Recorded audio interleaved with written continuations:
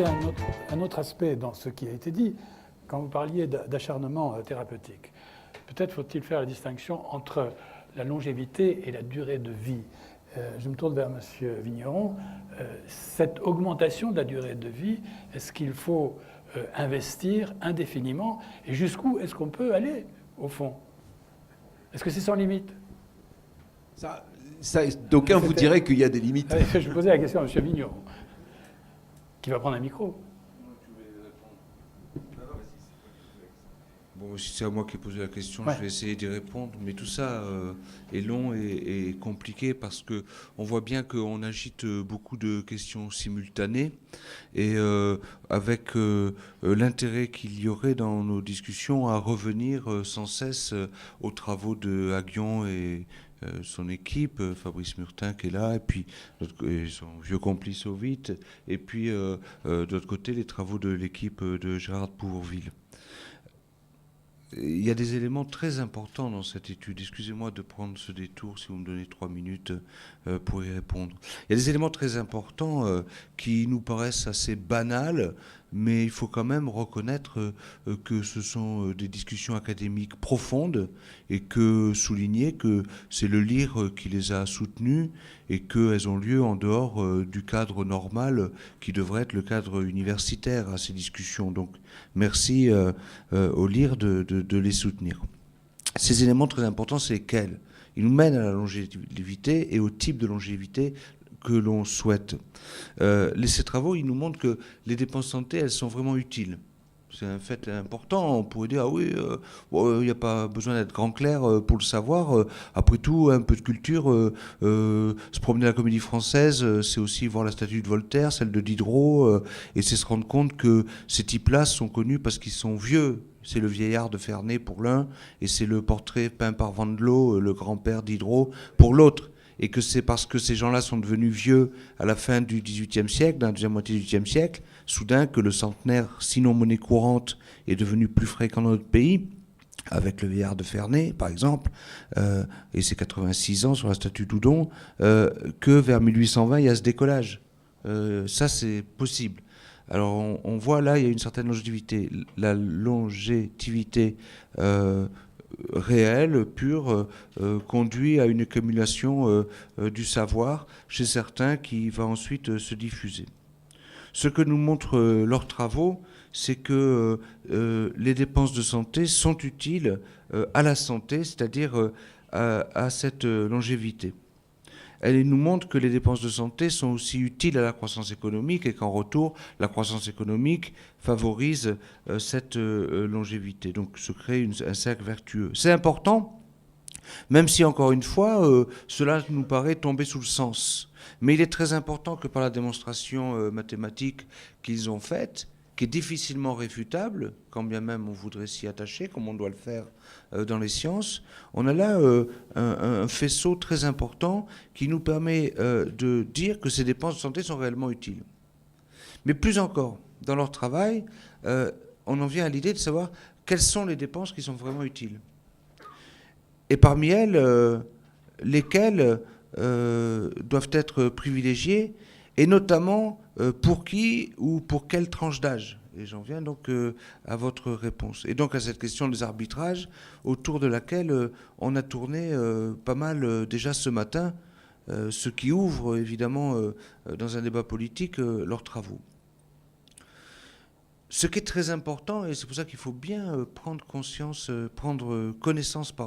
de ces travaux, c'est qu'ils nous montrent que l'effet positif des dépenses de santé, donc de l'euro qu'on investit, en tant qu'industriel ou en tant que responsable politique, que l'euro qu'on investit est d'autant plus que son rendement est d'autant plus élevé que le niveau initial de l'espérance de vie est faible. Ce qui, à mon avis, je l'ai dit dans le papier là, de lecture critique des travaux qui nous étaient soumis, ce qui est jamais que la conséquence de la forme logistique de la courbe de croissance de l'espérance de vie. Ce qui a aussi son importance pour savoir que même lorsque des rendements nous paraissent à un moment donné décroissants, il est utile pour demain d'anticiper le début d'une nouvelle courbe logistique, car une courbe logistique suit une haute courbe logistique. Mais on n'en est pas là. il nous montre donc que le niveau initial de l'espérance de vie est très lié à cet effet positif des dépenses, et qui est d'autant plus fort donc que le niveau initial de l'espérance de vie est faible. Donc, les auteurs, par ce travail, ces travaux, ceux de Bourvil, ceux de Haguion, nous montrent qu'une question très importante est celle du ciblage des dépenses là où elles sont les plus utiles. Sur les groupes humains, l'âge et donc la qualité de cette longévité dont vous parliez, mais aussi sur les pays, sur les régions qui en ont le plus besoin. En fait, ce qu'ils font, c'est de nous donner des arguments très forts pour valider un point de vue politique qui est donné plus à ceux qui ont moins, qui est l'expression simple de la solidarité. Et ce faisant, ils retrouvent à 2500 ans d'intervalle quelque chose qui n'était pas démontré il y a 2500 ans, mais qui était tombé sous le sens des philosophes qui ont suffisamment de logique parfois pour découvrir ce que l'économétrie moderne redécouvre par des équations qui sont quand même pas très complexes. Donc la logique humaine est supplée à ce système d'équations, on l'a tous appris, hein. Mais c'est parce qu'on n'est pas assez fort en logique pure qu'on fait des mathématiques, au fond, parce que si on peut s'en passer, bah oui, les Platon ou Aristote en ont moins besoin que nous de l'algèbre, parce qu'ils ont une telle logique que... Et qu'est-ce qu'il disait Aristote? C'est à lui qu'on attribue cette phrase qu'a capturé la SNCF. C'est pas la SNCF qui a dit ça, c'est Aristote. Le progrès ne vaut que s'il est partagé par tous. Et donc, ce qui est très important dans leurs travaux, c'est de nous montrer que la diffusion de l'innovation vaut autant que l'innovation elle-même. C'est la diffusion pour tous, et c'est la diffusion partout. Si je ne suis pas Platon et Aristote, simplement économiste et décideur public, entouré d'économistes, je dois cibler, je reprends votre expression. Est-ce que, en ce qui concerne, d'abord, avant d'en venir aux inégalités, en ce qui concerne la longévité, est-ce que je fais le choix de prolonger le plus longtemps possible les limites de l'existence humaine, au fond, et on touche à l'acharnement thérapeutique, ou est-ce que je dis, ce sont des choix qui sont faits concrètement dans certains pays, je pense à la Grande-Bretagne, au niveau de la collectivité publique, à partir de 70 ans, je n'assure plus un certain nombre d'opérations parce que ce n'est pas un bon investissement. C'est comme ça que ça se pose, oui, non ? Tout à fait. D'un point de vue économique. Ben, il est évident que la question ne saurait m'être posée à moi pour que je donne une réponse, à moi non plus qu'à quiconque ici. Ouais. Elle ne peut être posée que collectivement. Christian l'a dit dans son intervention, mais chacun d'entre nous adhère sans doute à cela. On est à l'heure où des choix collectifs s'imposent. On est à un moment où on sait mesurer l'impact des dépenses de santé sur la longévité, sur la qualité de la vie, sur le bien-être, et où, comme il l'a montré dans un de ses derniers tableaux, là, que tu as rappelé en début de la discussion tout à l'heure, Philippe, on peut dire que sous telle classe d'âge, il est plus important de faire porter l'effort que sur telle autre. Donc, c'est pas à moi de dire que, parce que ça va m'arriver incessamment cela, de devenir vieux, c'est pas à moi de dire qu'il faut plus financer les dépenses sur des médicaments en faveur des personnes âgées au bénéfice de dépenses pour la prévention de la mortalité évitable. C'est certainement pas à moi de le dire, mais le débat collectif mérite d'être posé sereinement avec les citoyens ou entre les citoyens que nous sommes, et notamment au sein de la représentation nationale qui est notre expression. Effectivement, il y a ce débat, et ce débat que vous avez également soulevé, qui est la correction des inégalités dans le progrès de santé et son efficacité économique. Peut-être Philippe Haguion et Gérard Pouzourier. Rapidement sur répondre à la question tout à l'heure de quel était le pourcentage, compléter ce qu'avait dit Gérard. C'est-à-dire qu'effectivement, aux États-Unis, ils dépensent beaucoup, mais ils ont un système quand même qui est... D'abord, il y a des raisons à ça qui sont... Enfin, c'est vraiment un système inefficace, quoi. Il est inefficace de plusieurs points de vue. Il est inefficace parce que d'abord, ils ont un système de compagnie d'assurance qui s'empoche plein d'argent et sans vraiment de concurrence, quoi. En fait, ils voudraient mettre en place donc, un système universel où, en tout cas, il y a toujours l'option d'avoir une assurance publique. Et ça obligerait les compagnies d'assurance privées à être beaucoup plus raisonnables qu'elles ne le sont. Donc, il y a il y a quelque chose qui ne marche pas avec les compagnies dans le système d'assurance sociale aux États-Unis et qui fait que les gens dépensent beaucoup trop parce qu'en fait beaucoup trop d'argent va vers ces compagnies d'assurance, beaucoup plus qu'elles ne devraient, quoi. Et en fait ces compagnies ont fait barrage. Par exemple, sous toute l'administration Bush, il y a eu, on pouvait importer des médicaments bon marché du Canada et il y a eu des barrières à l'entrée de médicaments bon marché du Canada sous la pression du lobby des compagnies d'assurance. Donc il y a eu quand même un certain nombre de choses qui n'étaient pas du tout nettes aux États-Unis. Bon, ça c'est un aspect. Et l'autre aspect, c'est la prévention insuffisante, par exemple de l'obésité, d'une série de choses, où là, du côté de la prévention, on aurait pu faire davantage, et ça aussi, ça aurait réduit les coûts d'intervention. Donc je crois c'est un système très inefficace pour plusieurs raisons. Et donc c'est pas juste le combien, c'est l'efficacité. C'est-à-dire c'est comme pour l'éducation.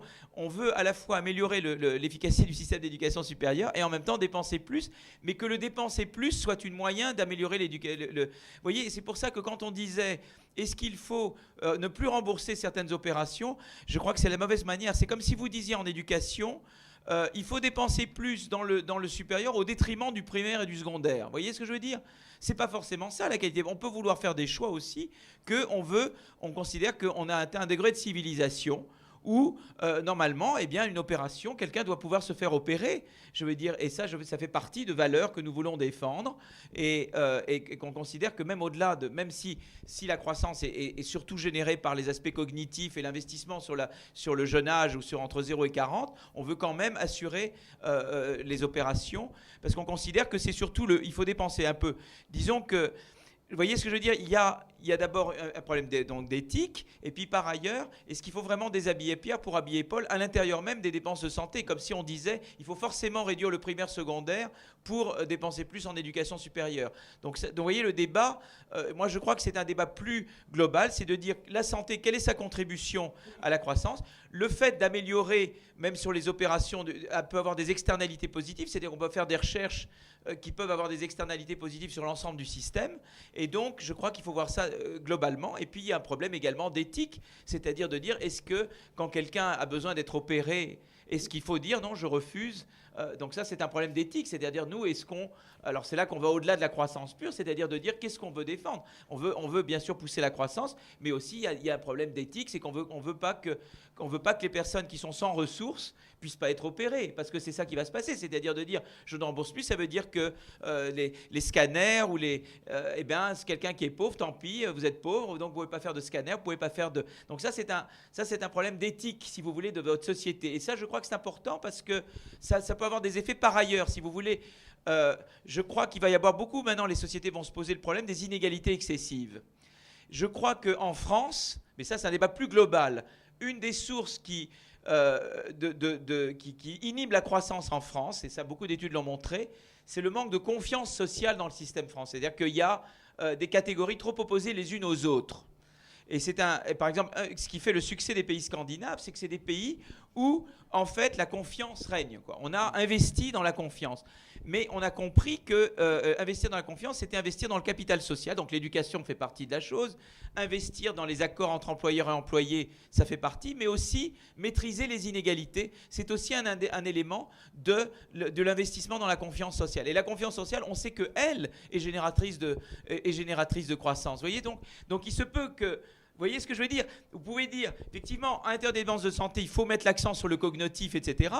Mais en même temps, si je crée beaucoup d'inégalités très voyantes au niveau troisième, devant la mort, à ce moment-là, je vais à l'encontre de cet élément confiance qui, lui, est globalement bon pour la croissance. Vous voyez ce que je veux dire ? Je crois c'est là qu'il ne faut pas avoir une vision étriquée du problème. Je crois qu'effectivement, l'expérience scandinave est intéressante parce que c'est des pays qui sont des pays qui ont par ailleurs ouvert, c'est-à-dire des pays qui ont libéralisé le marché du travail, ils ont libéralisé le marché des produits. Donc c'est vraiment des pays qui jouent le jeu de la concurrence internationale, donc qui ont déréglementé, mais en même temps, ils l'ont fait de manière maîtrisée en investissant dans cet élément confiance. Et ils ont compris que d'investir dans la confiance, c'est cet investissement supplémentaire. Donc je crois qu'il faut qu'on ait une vision. C'est-à-dire, une chose est de dire le cognitif, c'est très important, mais si on disait ça veut dire moins d'opérations et inégalité très claire devant la mort qu'on n'avait pas avant, ça peut détruire quelque chose d'important du mécanisme de croissance et qui va au-delà du seul système de santé. Je ne sais pas si j'arrive à me faire comprendre, mais voilà.